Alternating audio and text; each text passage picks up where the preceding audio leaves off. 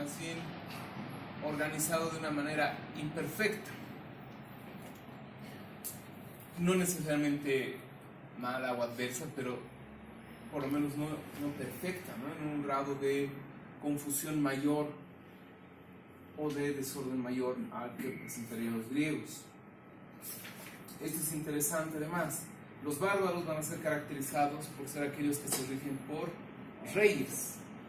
En cambio, los helenos van a ser los caracterizados por estar regidos por las...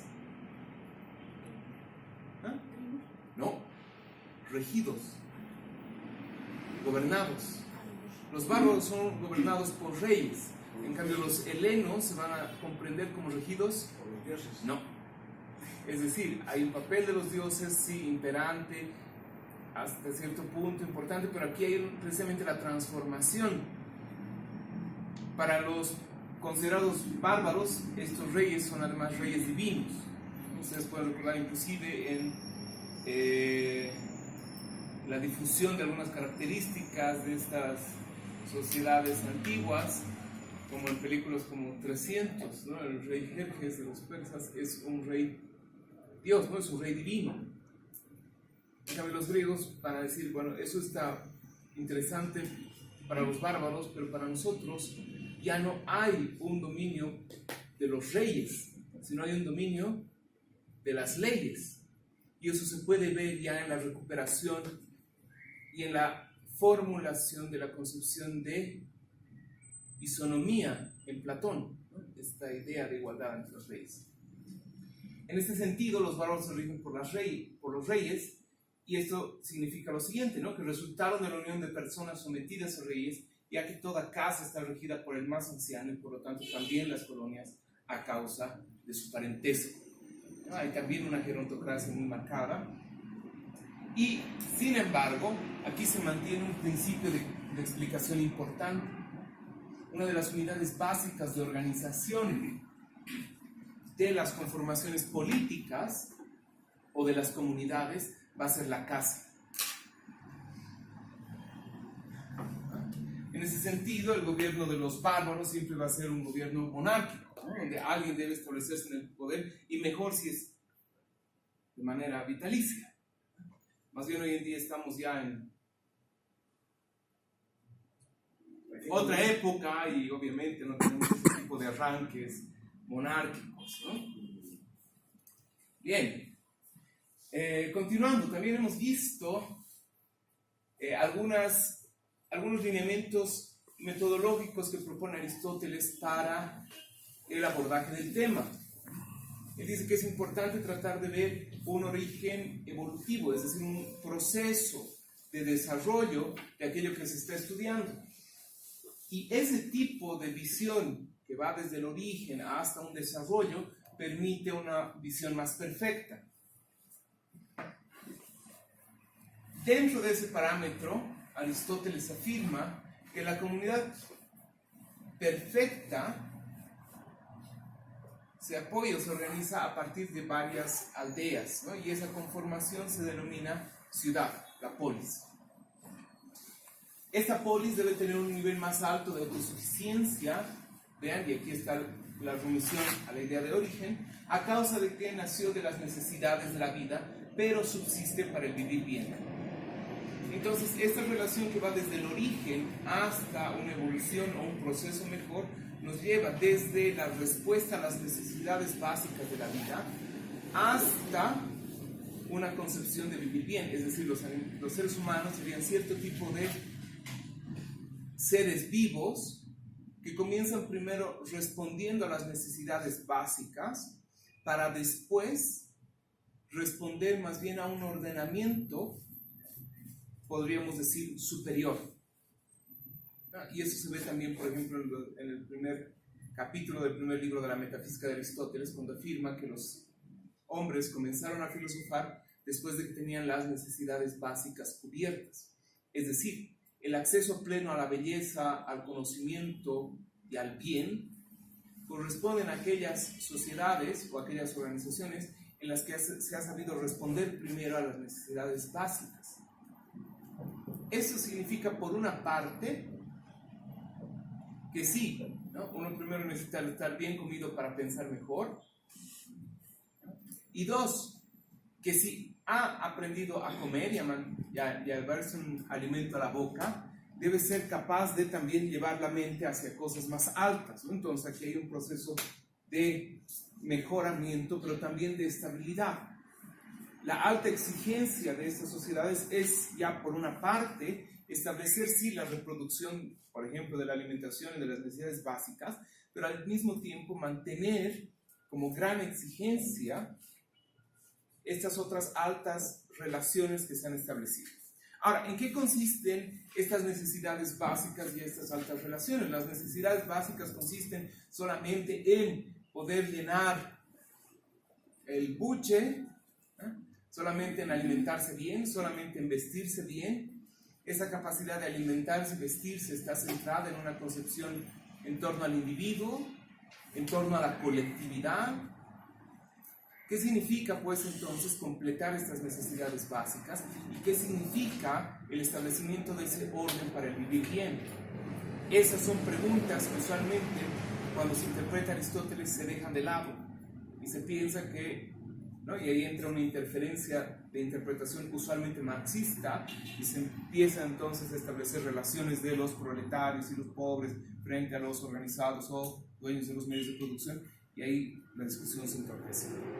Uno de los objetivos de nuestra lectura va a ser precisamente tratar de separarnos de esa interpretación tradicional, casi prejuiciosa y común, para más bien tratar de recomprender desde el texto aristotélico qué significarían estas relaciones básicas si se refieren solo al alimento y solo al individuo o a una masa colectiva perjudicada por la estructura social. Es importante, además, notar que Aristóteles afirma que la ciudad es el fin, no es la finalidad en la organización de las comunidades primeras. Es el fin aparecer en estadios de organización, ¿no? Es lo que viene después de un proceso largo, pero al mismo tiempo es lo que las comunidades primeras deben ser capaces de sustentar, ¿no? Es decir, las comunidades primeras deberían mantener o deberían ser las que aseguren el establecimiento todavía de esta cosa llamada polis, que es como su finalidad. De alguna manera, como podríamos decir, que todo el árbol en un momento dado existe para el bien de la fruta, ¿no? Como un desarrollo máximo, o de cierto tipo de plantas que casi existen en un momento solo para que exista la flor. De la misma manera, casi podría decirse que las comunidades primeras tienen también el papel máximo de sostener la existencia de la ciudad o de la polis. Ahora bien, el fin de la ciudad es la autosuficiencia, lo que por una parte permite entonces el establecimiento resguardado de las comunidades primeras y además el vivir bien. Ahora, esto es interesante porque significa que las comunidades primeras existen con la finalidad de sostener a la polis. Pero la polis, como una organización nueva, que no es solamente el conjunto de comunidades primeras, tiene la finalidad de, en primer lugar, establecer también la existencia y la reproductibilidad de estas comunidades primeras, ¿no? Hay una relación, podríamos decir, circular. Una necesita de la otra y la primera necesita de la anterior. Ahora, esto es interesante. Las comunidades primeras podríamos comprender que son las primeras que van a mantener este ámbito de la autosuficiencia, y es donde se va a marcar la autosuficiencia, ¿no? La autosuficiencia de la polis va a ser efectiva en la medida en que mantenga la estabilidad de las comunidades primeras. Y el establecimiento de estas comunidades primeras, al darle sustento y estabilidad a la polis, va a permitir el vivir bien como un resultado general. Entonces eso es importante porque al parecer el vivir bien no consistiría en que cierta casta de políticos o ciertos líderes apadrinados tengan autos deportivos, sino más bien significa un efecto conjunto. Esto es importante. Entonces el vivir bien no se mide solamente por la materialidad en beneficio de unos cuantos, sino más bien por el resultado general de la convivencia. Pero eso vamos a tratar de argumentar un poco más adelante. Sí, por favor. En la Constitución política, Sí. justamente en la parte filosófica, habla de frente al vivir bien, ¿no? Pero no lo tomando en cuenta, por ejemplo, esta parte de Aristóteles, sino de la parte ancestral, los aymaras, ¿no? Y ahí es donde explica que una cosa es vivir bien y otra cosa es vivir mejor, y es lo que dice, ¿no? El vivir mejor es, como se dice, no tener autos, no sé, casas. En cambio, el vivir bien es en sociedad, en comunidad. Si uno tiene una cosa, que el otro tenga, y así no vive una vida armoniosa. A eso, digamos, se debiera lo que es vivir bien. Esa es una muy buena observación que al parecer en las últimas décadas, en la última década por lo menos, o por lo menos en la última mitad de década, se ha estado olvidando en ciertos países como el nuestro. Y claro, la idea de vivir bien se ha confundido precisamente por el hecho de que algunos ahora viven mejor que antes y por la necesidad de mantener esos nuevos privilegios, el intento de perpetuación de cierto sistema de poderes, clientelismos y evidentes beneficios. Cuando la idea precisamente es la discusión constante dentro de estas comunidades políticas en general en torno a la idea de vivir bien, que está ligada por una parte a la idea de autosuficiencia, es decir, poseer lo necesario y además lograr una vida feliz. Esto es interesante porque el vivir bien tiene que ver con dos dimensiones. Por una parte, con poseer lo necesario, que puede estar directamente ligado sí a asuntos materiales como tener dónde vivir, qué comer y con quiénes, aunque ese probablemente no sea el mejor orden para decirlo, y que en esa relación se consiga la felicidad.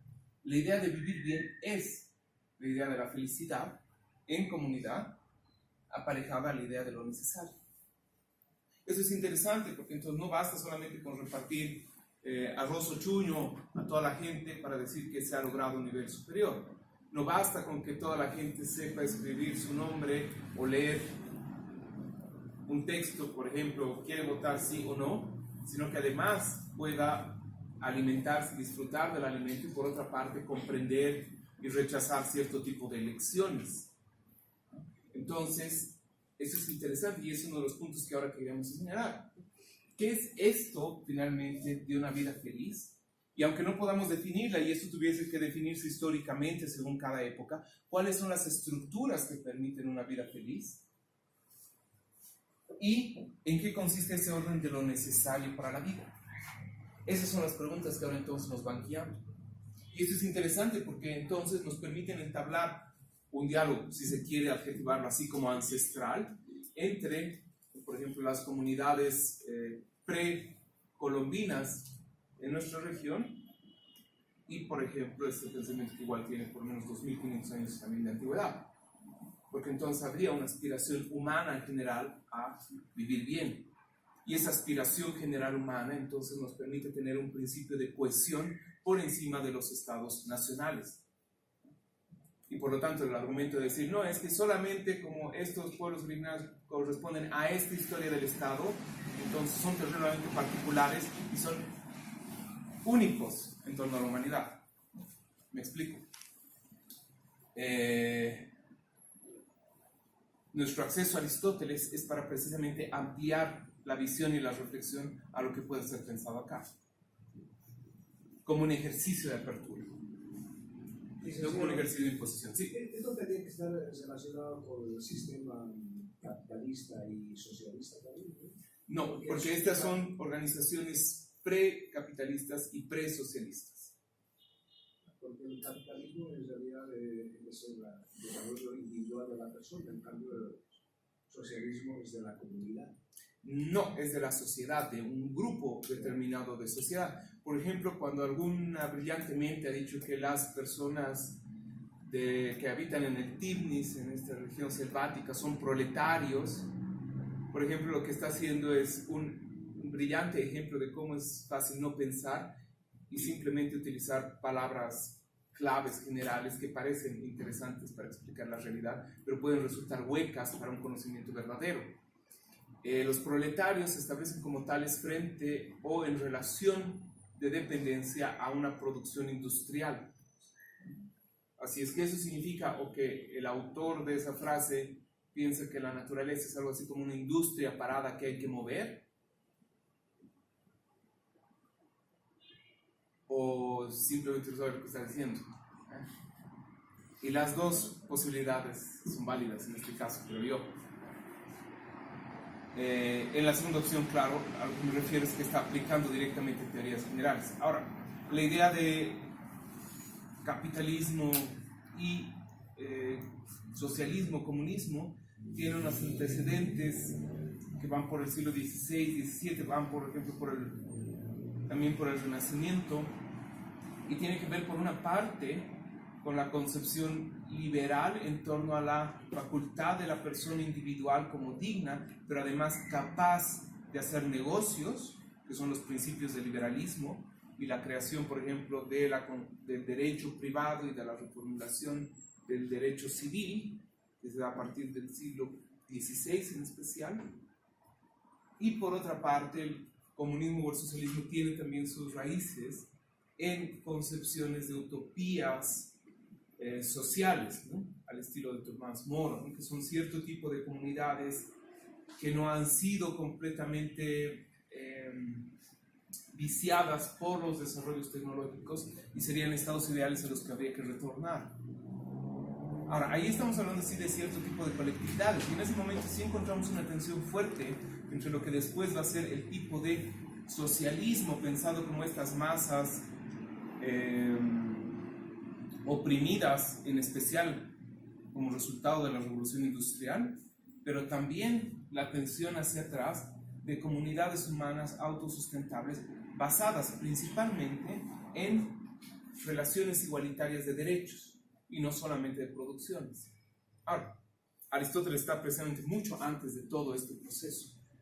Lo que vamos a tratar de hacer es precisamente tratar de separar estas interpretaciones más o menos recientes o contemporáneas del texto aristotélico. Eso siempre es un trabajo lanzado a riesgo, porque es difícil para nosotros salir de nuestra época y decir hasta qué punto estamos pensando todavía en los zapatos de nuestro siglo y cuando más bien estamos tratando de alzar la vista en un terreno más amplio.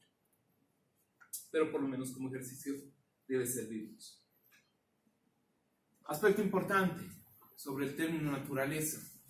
Cada cosa es, una vez cumplido su desarrollo, su naturaleza. La idea de naturaleza en Aristóteles significa un grado de madurez, podríamos decir. Es decir, algo llega a estar en su naturaleza cuando ha cumplido su desarrollo. ¿De qué cosas decimos que ha llegado a su desarrollo?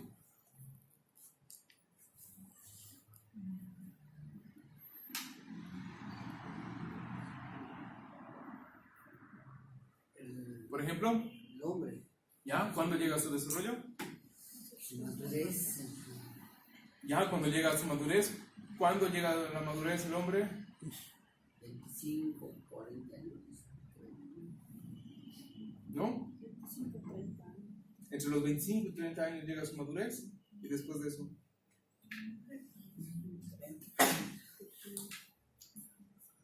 ¿Qué dice usted? Comúnmente la madurez no está en relación a la edad. ¿Ya? No, uno puede, dependiendo a la forma de vivir, de la conciencia que toma en el medio ambiente, etc., puede madurar a temprana edad, y hay otros que a los 40, 50 años todavía no han madurado. Por lo tanto, uno puede ser maduro a los 8 años.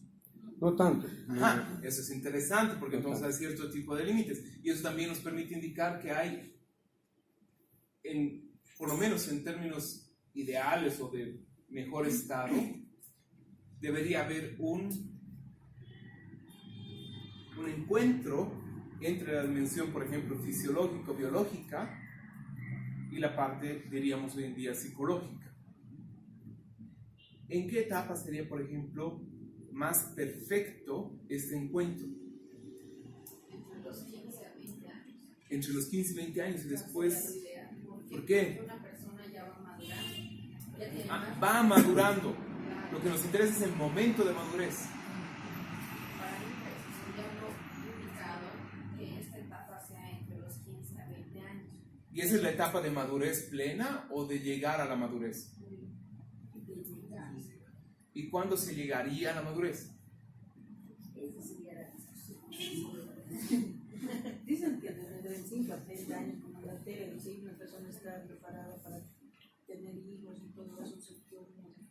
Ya, ¿no? Eso es interesante. La madurez puede tener que ver, por lo tanto, con la procreación, de los 25 a los 30. ¿Estamos de acuerdo? ¿Varón y mujer? ¿Qué dice usted? Por la responsabilidad que va a adquirir cuando procrea un hijo, por eso ya empezaría la madurez. ¿Y cuándo sería eso? 30-40. Entre los 30 y 40. Ah, interesante, bien. Yo tal vez me alejaría un poquito de la parte biológica y me iría cuando cumple la función que debe cumplir. Por ejemplo, la casa, mientras está en los cimientos formándose, no está terminada. Una vez que se coloca el techo, está todas las instalaciones, puede evitarse, se puede decir que ha llegado a su madurez. Lo mismo que un caballo, cuando es un potro no puede trabajar, no puede cumplir la función que hace.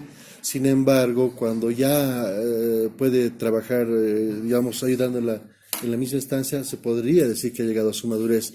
De la misma forma, el hombre, cuando ya tiene una forma de producir, de aportar a la sociedad, sin importar la edad que tenga, si ya se aporte, si ya automáticamente empieza a cumplir la función, un rol dentro de la sociedad, se podría decir que ha llegado a su madurez. Es interesante. Y decimos, por ejemplo, que maduran también las frutas. Por eso hay un momento en que todavía no son comestibles y hay un momento en que han dejado de ser comestibles. Y el intermedio entre esos dos extremos decimos que es el momento de madurez, cuando la fruta está en su punto para comerla. Algo similar, no digo que sea eso precisamente, pero algo similar pasa con la concepción de naturaleza.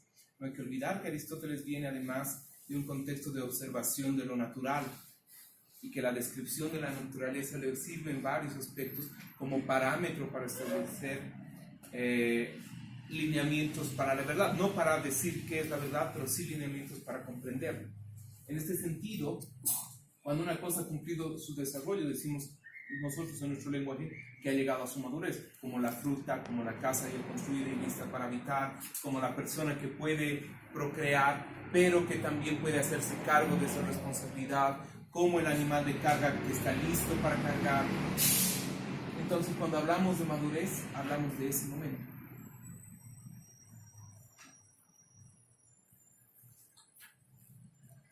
Aquello por lo que existe algo y su fin es lo mejor. Y la autosuficiencia es a la vez un fin y lo mejor. La finalidad y lo mejor de las ciudades es la autosuficiencia. ¿Cuál será el fin y lo mejor para el hombre? La realización personal. Ya, interesante. Ahora, ¿qué es específicamente eso? Es algo que habría que aclarar. Pero es interesante porque habría la posibilidad de hacer entonces una diferencia, ¿no? Lo que es fin y lo mejor para los individuos no es precisamente lo mismo para la sociedad, ¿no? Para la polis o para la ciudad. Y esto es importante porque nos permiten entender que son dos entes diferentes y que sus finalidades, aunque a largo plazo o en un marco más grande coincidan, en términos medios, ¿no? Es decir, en sus propios ámbitos, difieren. Esto es importante para hacer posteriormente precisiones.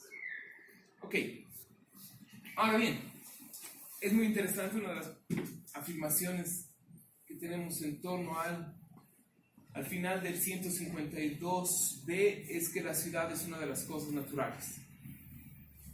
Y en el 1253a, 5, encontramos la frase, ¿no? Es decir, una de las citas más famosas de Aristóteles y la que ha llevado siempre a dirigir muchas veces comprensiones políticas, en otras a justificar acciones y en la mayoría de los casos a comprender qué es lo que nosotros hacemos cuando nos relacionamos con otros pares en existencia, es decir, con otros seres vivos como nosotros. En nuestra traducción, la cita resulta de la siguiente manera.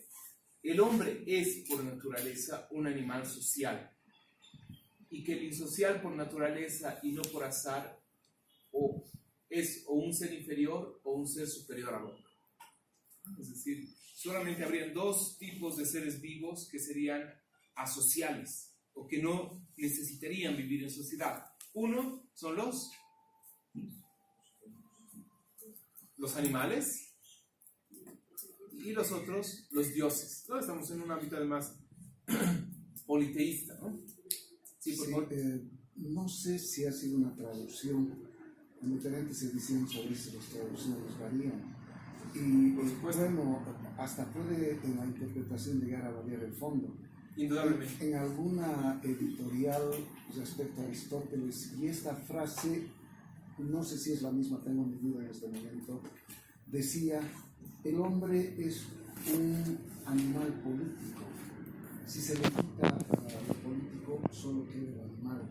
Es una frase que, bueno, para meditarla bastante, ¿no? Porque desde nuestros abuelos, en nuestro medio, nos han educado en el tema de que no te metas en lo político, que es sucio, que es traidor. Entonces, ha habido una mala conducción desde la familia, en nuestra cultura, al decir que no nos metamos en política porque es sucia, porque no vale la pena, porque es degradante. Una cultura de tal vez hasta de 2 o 3 generaciones, tal vez inducida también por intereses superiores. Pero esa frase que pareciera tener una relación con esta, debe ser, bueno, es profunda para analizarla. El hombre es un animal político. Si se le quita lo político, solo queda lo animal. Entendiendo la visión política que tiene, el concepto de política que tiene Aristóteles en su momento. También se podría decir que si al político se le quita lo humano, solo queda lo animal, ¿no? Hoy en día, con ejemplos contemporáneos. Ahora, no hay que perder de vista que las traducciones son también hijas de su tiempo. Y el trabajo de los lectores es comparar estas temporalidades. Por otra parte, nosotros estamos frente a una traducción respetable y es de las serias, ¿no? Pues de la editorial Gredos, que es una editorial especializada en traducciones clásicas. Por otra parte, es importante también señalar lo que usted dice, y tiene toda la razón, ¿no? La reducción de la concepción de lo político, hoy en día en muchos casos, ha quedado específicamente circunscrita, por ejemplo, a la idea de estar ligada a, no sé, al aparato burocrático, a ser ministro, subalterno del ministro, y todas esas nuevas filiaciones políticas, ¿no? En el tiempo de Aristóteles, y por eso era importante la primera aclaración ya del título, el término de política no tiene que ver con el ejercicio de partidos políticos, que eso es una creación muy reciente. La concepción de política o el título de política de este libro refiere más bien a la polis, y la polis es ciudad. Y el título el título alternativo que se le podría dar a este libro es, según el traductor, tratado sobre temas de la ciudad. No es, por lo tanto, un tratado sobre el arte del manejo político en sentido de lo partidario o de la representación, o del arte o de los manuales de arte del reinado para príncipes, que es lo que encontramos ya en el Renacimiento, por ejemplo, con Maquiavelo, ¿no? Que es una manera de decirle al príncipe cómo mantener el poder, e indicarle también cómo perderlo, o indicar a otros cómo hacérselo perder. No, aquí lo que está haciendo es un tipo de aclaración de qué significa vivir en ciudad. Y ciudad es, como hemos visto aquí, un tipo de organización diferente a la de los bárbaros. ¿Qué significa que una comunidad esté regida no por reyes, sino por las leyes? Y eso es lo que está tratando de aclarar Aristóteles. Por eso aquí es además importante en el contexto de las comparaciones de las organizaciones humanas que él diga, ¿no? El hombre es por naturaleza un animal social. De ahí viene el zoon politikon, que algunos traducen directamente como animal político, y lo político luego se entiende como partidario, que es un error total, ¿ya? Es una mala traducción. En cambio aquí animal social quiere decir más bien en la organización de lo humano. Sí, organización en el sentido además de organización de casa, de economía, pero en el sentido etimológico. Administración. Por favor. Lo que, no sé si valdría el ejemplo, pero alguna vez en colegio algún docente nos decía de que cuando hablamos de política y de Aristóteles no tenemos que ponernos a pensar justamente los partidos, pero sin embargo el hombre siempre hace la política toda su vida, y la política lo interpretaba como una manifestación de las leyes que son permitidas en un entorno determinado. Me explico mejor. En la casa, la mamá dice, cuando entres te vas a limpiar los zapatos o te quitas los zapatos y entras ahí. Ya está estableciendo un cierto de norma que lo caracteriza respecto a otras familias. De la misma forma, en las ciudades hay diferentes cosas que no son lo mismo en cada ciudad. Por ejemplo, en La Paz, la política, por mucho que diga un tipo, soy apolítico, no sigo ningún partido político, cuando protesta, coloca bloqueos o hace marchas que perjudican a otras personas. Pero sin embargo, en La Paz ya es algo permitido, y hasta reprimir eso es algo que va en contra de sus derechos a la expresión, siendo que en otros departamentos no se ve con los mismos ojos que alguien haga lo mismo. Hay, cosas que van caracterizando cada ciudad, cada pueblo, cada lugar y hasta cada familia. Ningún vecino se parece a ningún vecino porque tienen diferentes formas. Para alguien es normal ir una noche a farrear, para otros es una aberración hacer eso. Para unos es normal gastar el dinero, digamos, en trivialidades, para otros no, es ahorrar. Va determinando, y eso es justamente la política. La política es la forma como uno rige su vida, y eso va reflejándose desde los núcleos familiares, las ciudades, los poblados y todo lo demás. Pues lo que nos decían a nosotros, nos trataban de hacer entender. Sí, yo estoy de acuerdo. En estos intentos de explicación, ¿no?, se llega a decir que todo es político. Ir a comprar pan es político. Por lo tanto, ir a la discoteca es político. Es verdad que, por lo menos en Bolivia, bailar morena es también un acto político, ¿no? Es decir, no hay que olvidar cuando se trató de suspender, por ejemplo, el Gran Poder por la muerte de Víctor Paz Estenssoro, ¿no? Y todo el mundo dijo, bueno, no nos interesa. Ahora, esto es interesante porque, aunque todo, entre comillas, pueda ser político, no es político en la misma manera, ¿no? Es decir, no puede decir, yo siempre he sido un hombre comprometido con la política porque yo siempre he hecho mercado todos los domingos, y comprar es también un acto político. Así es que el otro que me ha dicho que alguna vez ha marchado contra el gobierno militar no puede creerse más político que yo. Es decir, eran igual de políticos el que bajo dictadura solo compraba pan y decía, bueno, ni modo, hay que soportar esto, y qué bien que alguien ponga orden, que el otro que decía, hay que luchar frente a esto. Y puede ser que sí, los dos son actos políticos, sí, pero los roles son distintos. ¿Y en vista de qué finalidad?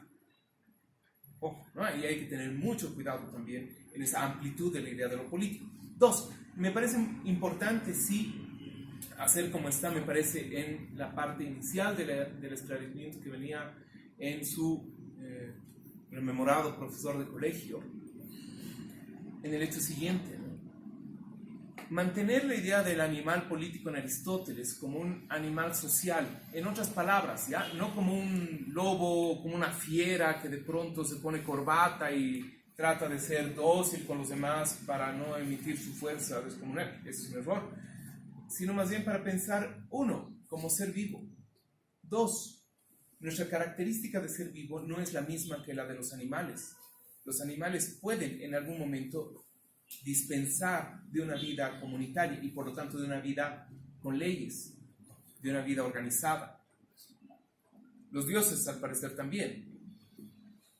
Aristóteles dice, este tipo de ser que somos nosotros, que no es ni animal, que después va a hacer comparación con los bárbaros también, porque no se rigen por leyes sino por reyes, pero que tampoco es un dios, ¿no? Esta cosa extraña que somos nosotros mismos solamente puede comprender su finalidad, su naturaleza y su desarrollo en relación con los demás.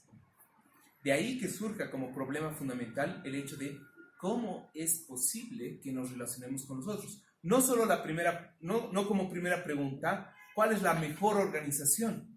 Sino, ¿qué es lo que hace que vivamos en comunidades? ¿Por qué necesitamos vivir en comunidades? ¿Por qué no podemos vivir de esta gracia, de esta inocente irresponsabilidad de los animales o de los dioses, de no tener que convivir y de soportar sobre nosotros o llevar a la realización el cumplimiento de las leyes? por favor. No sé si de alguna manera esta idea central ha sido tomada en los escritos de Federico Nietzsche, cuando se refiere a la moral de los esclavos y a la moral de los señores. Si estamos viendo desde un punto de vista aristotélico las cívicas, la ciudad, la administración, es decir, una convivencia comunitaria, y al mismo tiempo expresa esa frase que es muy profunda. Cuando Federico Nietzsche habla de la naturaleza del hombre, también dice que no es por azar la formación de la moral de los señores y la moral de los esclavos.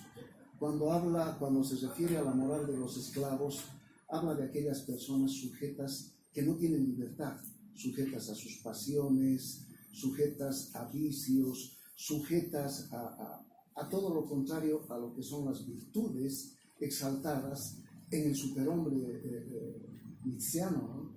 El superhombre, dice, es una bestia que tiene que cruzar un profundo abismo a través de una cuerda. ¿Qué es el mono para el hombre?, se pregunta. El hombre es una risa, una vergüenza dolorosa de un pasado, cuando le dicen que proviene del hombre, pero que descendemos del mono. Y ahí mismo dice, eso debe ser el superhombre, el hombre para el superhombre. Es decir, un paralelismo de lo que es el mono para el hombre, una vergüenza dolorosa de un pasado que debe ser aniquilado, porque el hombre cavernícola, el hombre que no se ha superado, llega a ser el que tiene la moral del esclavo, el envidioso, el rencoroso, el que no colabora, el egoísta, sobre todo el envidioso, el que se desarrolla en su mediocridad ante el triunfo ajeno, el que siempre está criticando, hablando mal de los demás. Ese es el mono, ese es el esclavo, el que tiene la moral del esclavo. Y bueno, más allá de eso, imagino que también por ahí se podría hacer un análisis de la lógica y filosofía aristotélica en el tema de las cosas naturales, en la convivencia, porque esa visión de vida, ese desarrollo tanto mental como espiritual de visión de vida, me parece que no está alejado. Tal vez Federico Nietzsche lo desarrolla de una manera un poco más cruda en su lenguaje y en su propia comparación de la naturaleza y la evolución humana, ¿no? Ahí dice, por ejemplo, hay que dejar a las niñas decir lo bueno es lo tierno. La verdadera cosa buena en el hombre es la valentía, el honor y la dignidad. Muy interesante, pero lastimosamente incorrecto. ¿Incorrecto en la visión de Nietzsche o de...? No, la interpretación de usted, porque por lo siguiente, ¿no? Nietzsche parafrasea y cita precisamente este pasaje de la política de Aristóteles. Ya son políticos básicamente, ¿no? Y lo que dice es, Aristóteles dijo que el hombre es un animal que vive en sociedad y que de ese estado, estoy parafraseando, claro está, están exentos los hombres y los dioses. Sin embargo, se olvidó tomar en cuenta a alguien más que entra en esta excepción, y es el filósofo. Esa es la interpretación explícita que tiene Nietzsche sobre este pasaje de la política de Aristóteles. Esto es interesante porque según Nietzsche, entonces, existirían los seres humanos que necesitan vivir bajo normas comunes de organización. Bajo liderazgos. Normas comunes, no necesariamente liderazgos específicos, pero sí normas comunes. Existirían los animales que precisamente gozarían de esta ingenuidad de la presión de la convivencia y para los cuales jamás sería un problema, ¿no? Preguntarse ¿por qué tienen que vivir en naturaleza? Los dioses que también estarían exentos de vivir en comunidad, porque son capaces de regirse a sí mismos, ¿no? Porque son eternos, son inmortales, y en esa autosuficiencia cada Dios es autárquico. No necesitan de la comunidad, pero además tienen conciencia de por qué no la necesitan, a diferencia de los animales. Los animales no necesitan de la sociedad, pero tampoco se preguntan ni saben por qué no la necesitan. Los seres humanos necesitarían de la sociedad y su fin sería mantenerse en la sociedad. El papel del filósofo ahí, según Nietzsche, sería la capacidad de apartarse de la sociedad reflexionando. Entonces, no sería la naturaleza misma de cada persona. No se referiría desde su punto de vista a la naturaleza propia de cada individuo. ahí viene el punto siguiente, ¿no? El filósofo debe, hablando de mujeres, ¿no? Nietzsche dice también, más allá del bien y del mal, que la mujer, que la verdad es una mujer y solamente ama a los guerreros. Sí, exacto.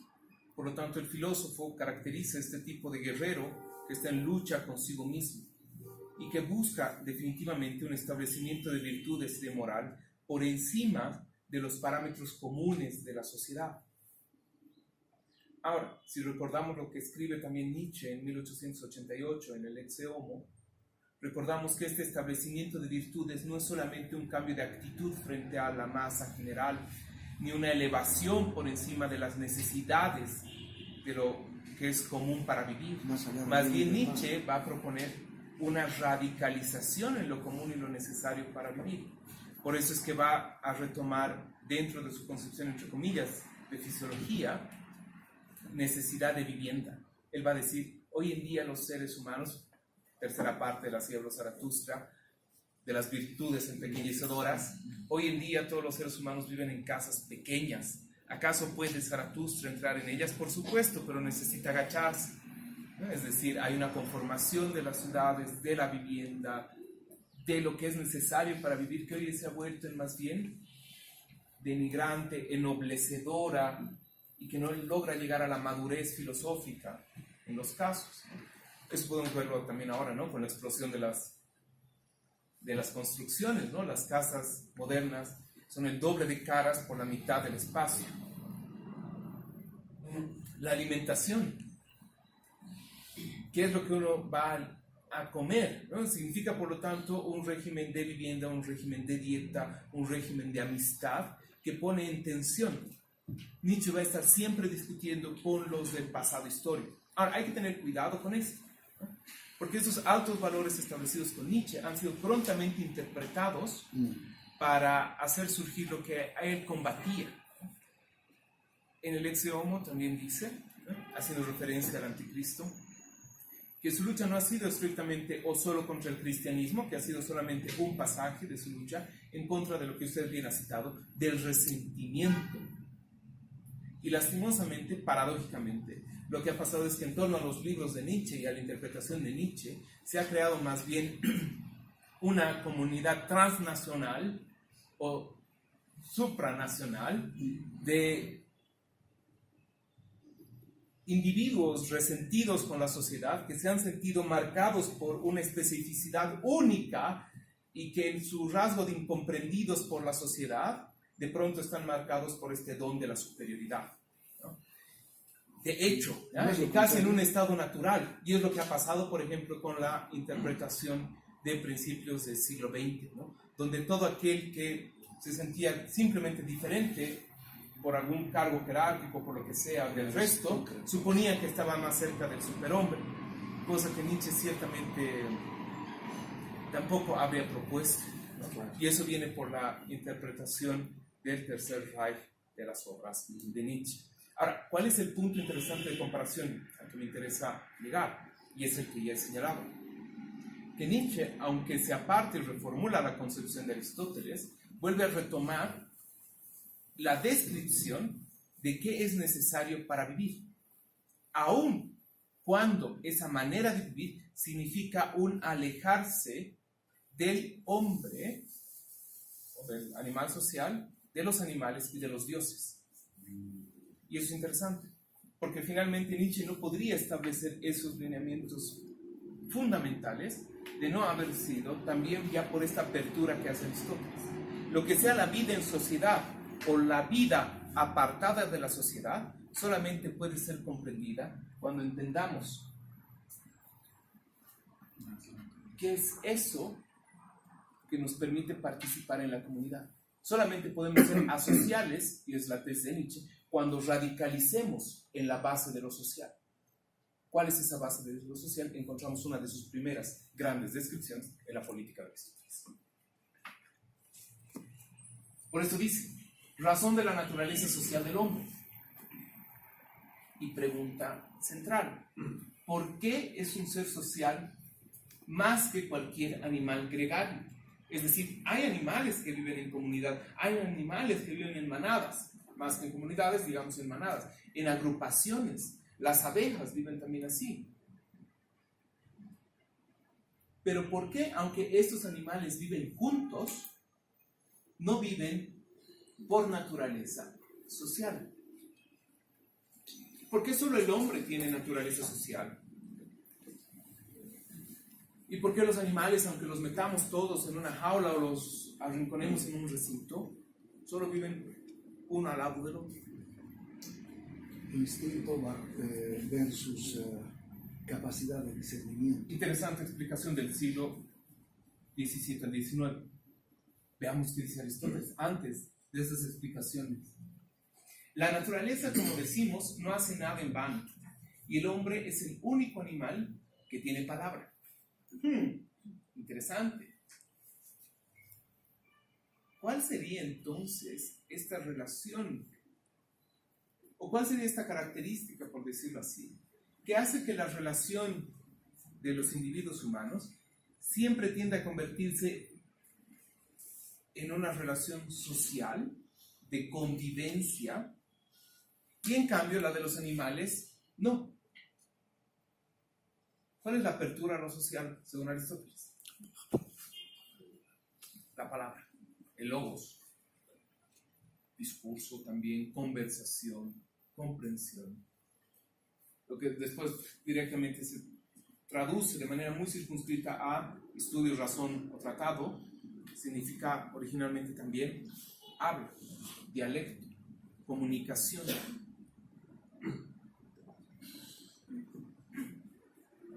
El hombre es por naturaleza político o social.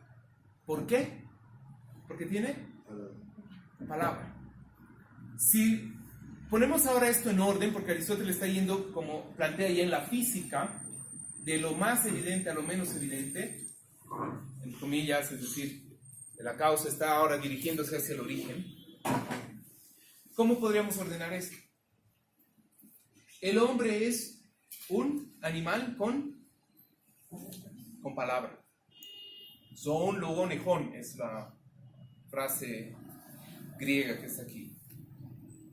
Es un animal capaz de habla. Gracias a que el hombre es un animal capaz de habla, se convierte en un... Exactamente. Esto es importante. Entonces, no es que el hombre sea un animal político, por decirlo así, y ese es el fundamento en Aristóteles, sino que más bien el hombre es un animal que habla, y eso le permite ser político o social. El fundamento de lo social está en la capacidad del habla. ¿Qué significa hablar? Comunicarse. Ajá, comunicarse radica en la base de poder. Por eso también el hombre se va a diferenciar de las abejas según Aristóteles, porque las abejas son sordas, no tienen orejas, dice él, ¿no? Descripciones de su época, ¿no?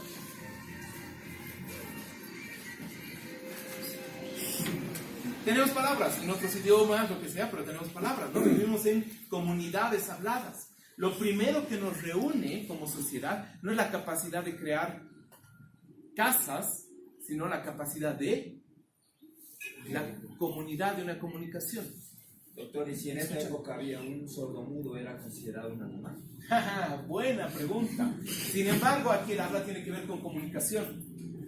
Y aunque yo le haga así, ya hay un tipo de comunicación. No obstante, es una buena pregunta, ¿no? No hay que olvidar que, por ejemplo, los espartanos, a los niños que no nacían suficientemente bien dotados por naturaleza, los mataban, ¿no? Esta era la eugenesia. El aborto se rige también en ese principio, ¿no? En la determinación de si uno de estos especímenes está suficientemente apto para cuidar de otro, o si ese otro apto vale la pena,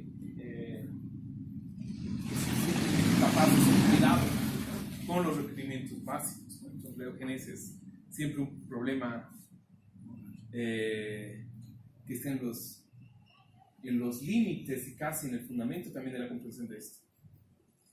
En ¿Sí? Hegel, no sé desde cuándo existe análisis, porque antes no había la palabra, no había la comunicación, ¿no? En la época prehistórica que hablamos, y la necesidad de que el hombre pueda vivir en comunidad, mejor dicho, de la situación de vivir en comunidad es por la necesidad y la complementariedad que tiene que haber entre las personas y la comunicación que había, porque no había la palabra, no podía articular, pero sí podían comunicarse mediante señales y otras cosas, ¿no? Las dos preguntas son radicalmente interesantes porque apuntan precisamente al fundamento de eso. No hay que olvidar por una parte que es probable que alguien sordomudo pudiese comunicarse a medias, pero todavía ingresar. Claro está que no sería una participación más desarrollada, por lo tanto no estaría en naturaleza, por decirlo así.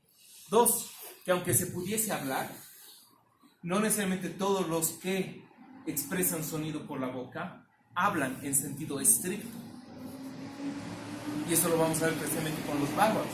Los bárbaros y los esclavos son aquellos que no hablan correctamente el griego y que por eso están además tomados como en segunda instancia dentro de la sociedad. Entonces, no solamente hablar en general establece ya la participación en una comunidad específica como la de los helenos. Uno. Dos. Que sin embargo, antes de la palabra, no había hombres. Solamente hay hombres, seres humanos, animales sociales, desde el momento en que hay palabra. El paso del animal al ser humano, según esto podríamos entender, viene en el momento en que dispensamos solo de las cosas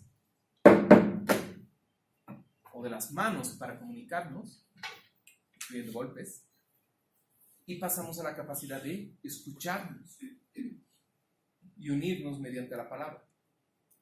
Si es que ha habido una prehistoria humana, ha sido de cierto tipo de bípedos que no hablaban.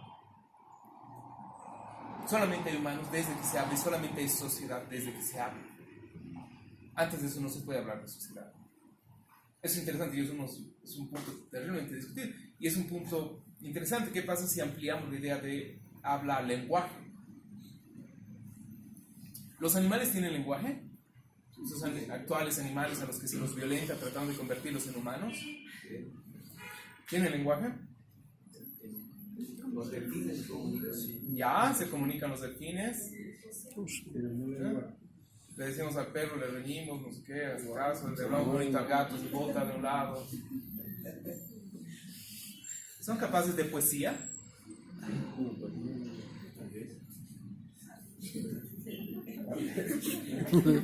¿Son capaces de belleza? Su naturaleza es bella, pero ¿quién se da cuenta de ellos?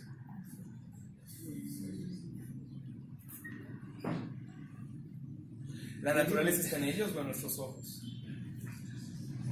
¿Son capaces de verdad?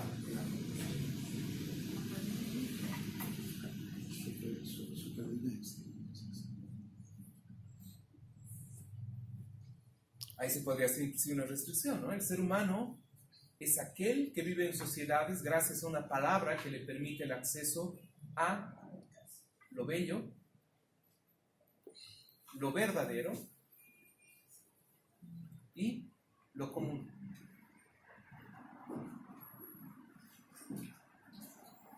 ¿Esos tres temas son aristotélicos? No, ahora ya estamos interpretando. En parte sí, porque él va a decir que solo los seres humanos son los que son capaces de acceder a la verdad. Y por lo tanto, la vida perfecta dentro de los seres humanos, la vida más desarrollada a la que puede aspirar un ser humano, es la vida contemplativa, la vida de acceso a la verdad. En cambio, habrá otros que más bien se mantengan en el ámbito, por ejemplo, de lo bello de los placeres, que es un segundo tipo de vida. Y el tercer tipo de vida inferior es aquellos que exactamente solo se dedican a los placeres básicos por interés, que corresponden a los tres tipos de amistad de los que habla también en la ética nicomaquea. Una amistad puede ser por interés, es decir, necesito algo del otro, puede ser por interés mutuo o placeres, o puede ser por reconocer el valor mismo de la otra persona, esa individualidad. Me ha venido una idea, no sé, creo que tiene algo que ver con la parte de Aristóteles desde el punto de vista, como estamos viendo esta exposición. Cuando usted hablaba y decía de que para Aristóteles el hombre llega a su estado de evolución máxima a través del uso del lenguaje, la palabra, tal vez hasta nuestros días repercuta esta situación. Hay gente que vive callada, hay gente que vive, en otras palabras, dormida, que no habla. Lo que se decía, acepta callado lo que otros hacen, respeta las normas pusilánimemente hasta dar lástima, ¿no?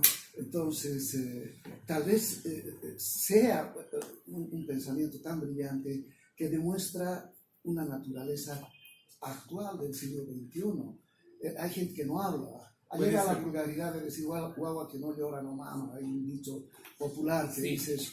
Entonces me pongo a pensar de que tal vez desde esa época ya se concebía la idea de que la persona que no habla, de que no reclama, de que callado acepta la presión tanto estatal, de compañeros, de amigos, está en un plano inferior dentro de su propia naturaleza. No obstante, no hay que olvidar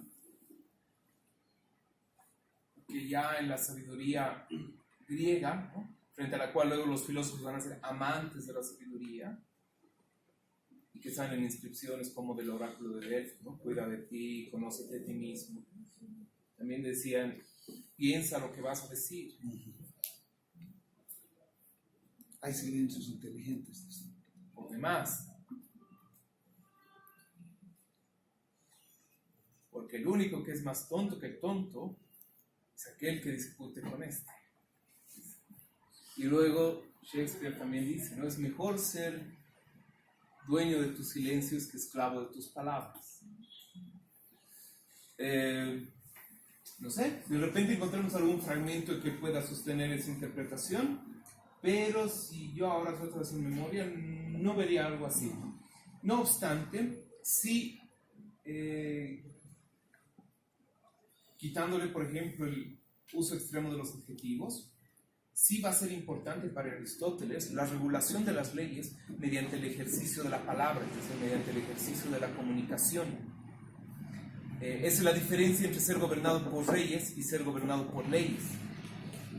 Que las leyes deben pasar por discusión de la comunidad humana. Y es la idea de la revolución de la democracia en Grecia, que la comunidad puede discutir sus leyes y luego pasar a votación, ¿sí? No es que se llevan camionadas de masas votantes, sino que primero se establece un trabajo de discusión, un trabajo de reflexión. Es ahí donde la retórica se ha desarrollado y es ahí donde también aparece, no obstante, esto está en argumentos sofísticos, la característica de la argumentación erística. Aristóteles considera que uno de los tipos de argumentación interesante para el desarrollo del conocimiento y para el desarrollo de la persona es la argumentación erística. ¿En qué consiste esto? Precisamente en la crítica de los saberes populares.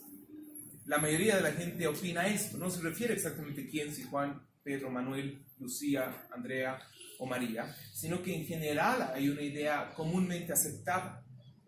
Y esa idea comúnmente aceptada se toma como verdadera y es la que hay que pasar a criticar.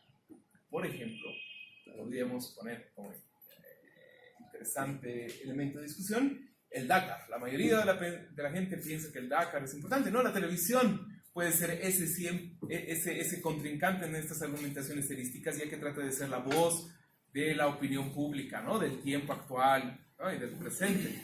Cuando dice, por ejemplo, los ojos del mundo están en Bolivia porque estos extranjeros están viniendo a destrozar nuestra naturaleza y encima les damos plata y les aplaudimos porque nos dejen su basura en las comunidades.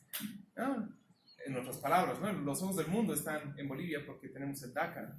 Es decir, esa es la argumentación erística. Entonces ahí sí podría haber un juego interesante entre lo que la mayoría de la gente acepta casi sin discusión y lo que el filósofo está llamado a discutir. Bien, entonces la naturaleza no hace nada en vano, y si nosotros tenemos palabra, dice Aristóteles, es por naturaleza. La palabra es para manifestar, ojo, y aquí viene importante, lo conveniente y lo perjudicial, así como lo justo y lo injusto. ¿Cuál es nuestra apertura, por lo tanto, a la dimensión que hoy en día conocemos como ética? ¿Para qué tenemos palabra? ¿Para pelearnos con los otros? ¿Para qué tenemos palabra? Nuestro acceso. ¿Y qué tipo de ideas son las que más comunicaríamos centralmente?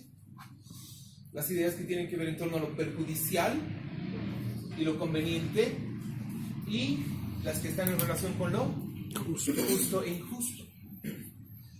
Por naturaleza, el hombre es el que está siempre, por decirlo así, de cara al problema de lo justo y lo injusto. Somos seres lanzados al problema de qué es lo mejor que hay que hacer y cuál es la mejor decisión que hay que tomar. Eso es lo que nos caracteriza. No nos caracteriza comer, no nos caracteriza vestirnos, no nos caracteriza el fútbol, no nos caracteriza el Dakar, ¿no sé? Nos caracteriza estar problematizados con aquello que hacemos. Nos caracteriza que más allá de lo que sea a lo que nos dediquemos, siempre vamos a asumir esa relación en torno a lo conveniente, inconveniente, lo justo, lo injusto. Así esto me conviene por una parte, y por otra, si además eso que me conviene es justo o injusto. Es decir, el ser humano es un animal abierto por el lenguaje ya a la preocupación con los otros. ¿Me debo entender? Las madres, los padres y todos aquellos que en algún momento se hayan hecho cargo de alguien, creo que pueden comprender perfectamente esta apertura del lenguaje. Es decir, hoy no me siento con ganas de ser responsable de nada. Pero eso no va a hacer que la persona que depende de mí hoy pueda comer o no comer. Eventualmente esa persona me va a reclamar y escucho su reclamo aún antes de que esa persona me reclame. Y asiento ese reclamo en el momento mismo en que la tensión de mi responsabilidad decae y me siento, por decirlo así, jaloneado ya por lo justo y lo injusto dentro de mí mismo. Somos seres abiertos a la preocupación ya por el otro. Y esa preocupación por el otro no debe tomarse, ¿no?, como un acto misericordioso único, no, sino precisamente esta tensión que tenemos con los otros. Sí, por favor. Aquí se puede ver que en la conciencia tenemos acerca de nuestra moral que tenemos. Sí, esto de la conciencia es importante, y de la moral, en el sentido de que además tener palabra no significa solo hablarle al otro, sino implica al parecer también, aunque aquí estoy jalando, lo sé, la interpretación, la capacidad de hablar con uno mismo. Los animales no tienen necesidad de hablar consigo mismos, ¿no? No, de pronto dicen, uy, no debería haberme escapado esta mañana o he ladrado toda la noche, ¿no? Ni el remordimiento de decir, lo siento, sé que tenías que ir a trabajar, pero he ladrado toda la noche, es que ha pasado una perra con celo o un gato, entonces me he vuelto de mí. No hay esa posibilidad de volver sobre lo mismo, ¿no? La palabra nos pone dentro y fuera de nosotros. Y es este carácter dinámico de estar dentro y fuera de nosotros lo que al parecer nos caracteriza. Por eso es que probablemente los animales puedan estar juntos, pero no necesariamente establecer sociedad.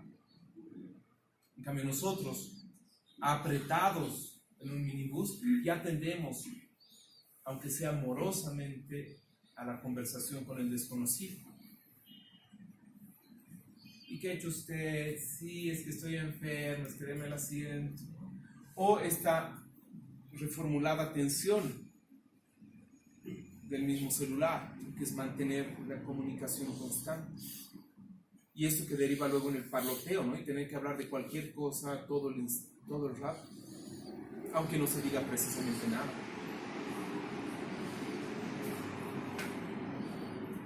Es por esto que la palabra es para manifestar lo conveniente y lo inconveniente, lo conveniente y lo perjudicial, así como lo justo y lo injusto.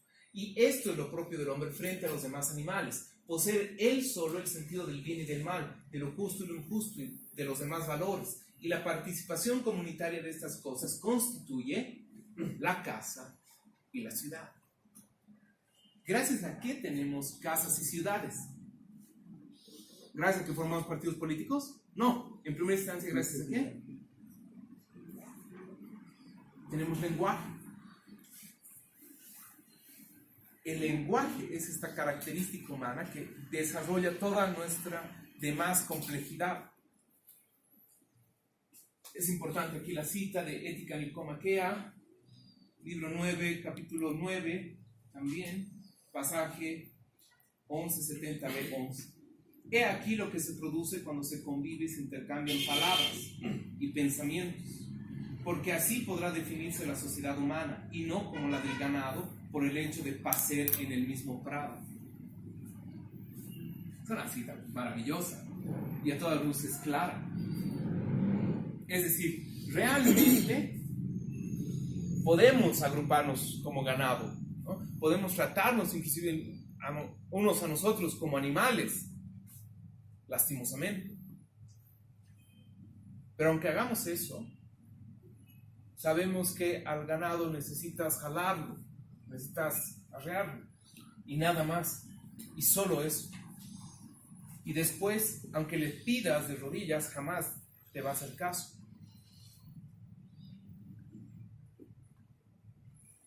En cambio, nosotros siempre hay la duplicidad, y donde una de ellas va a tener siempre preeminencia, el de las palabras. La sociedad humana se define porque convive en un intercambio de palabras y pensamiento, no por pasear en el mismo prado. Hay comunidad no porque vayamos al mismo estadio.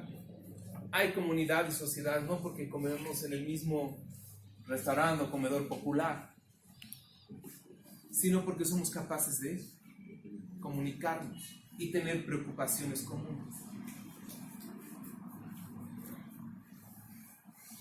Por naturaleza, la ciudad es anterior a la casa y a cada uno de nosotros, porque el todo es necesariamente anterior a la parte. En efecto, destruido el todo, ya no habría ni mano, a no ser con nombre equívoco, como se puede decir una mano de piedra, pues tal será una mano muerta. Es decir, solamente hay mano en la medida en que hay cuerpo, o hay dedos en la medida en que hay mano. Y solamente en esta totalidad se reconoce la parte. No es que parece que todo se ha dado así en una explosión inmediata. La capacidad de tener lenguaje ya nos ha hecho tener polis o sociedad, aunque no hayamos tenido suficiente cantidad de casas construidas. Y la posibilidad, por lo tanto, de sostenimiento de una polis o de una sociedad viene por la capacidad que tengamos de cuidar del lenguaje y no solamente por la capacidad de mantener en pie nuestros edificios. De ahí la importancia del cuidado del lenguaje.